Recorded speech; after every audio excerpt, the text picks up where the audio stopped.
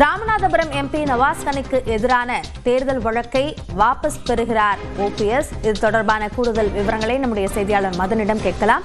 மதன், விவரங்களை பதிவு செய்யுங்கள். கடந்த 2024ஆம் ஆண்டு நடைபெற்ற மக்களவைத் தேர்தலில் ராமநாதபுரம் தொகுதியில் திமுக கூட்டணியில் போட்டியிட்ட இந்தியன் யூனியன் முஸ்லீம் லீக் கட்சி வேட்பாளர் நவாஸ்கனி தன்னை எதிர்த்து சுயேட்சை வேட்பாளர் போட்டியிட்ட முன்னாள் முதல்வர் ஓ பன்னீர்செல்வத்தை விட சுமார் 1,67,000 வாக்கு வித்தியாசத்தில் நவாஸ்கனி வெற்றி பெற்றார்.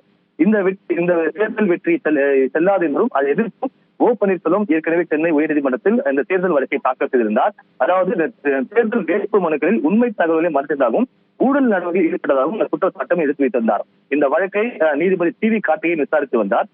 அதே போல இந்த வழக்கை நிராகரிக்க வேண்டும் என்று நவாஸ்கனி தாக்கல் செய்யப்பட்ட அந்த மனுவானது தள்ளுபடி செய்யப்பட்டது.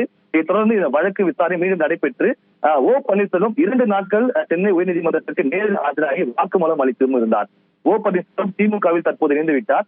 இன்றுதான் தான் தாக்கல் செய்த தேர்தல் வழக்கை திரும்ப பெற்றுக் கொள்வதாக மீண்டும் ஒரு புதிய மனுவை இன்று தாக்கல் செய்திருந்தார்.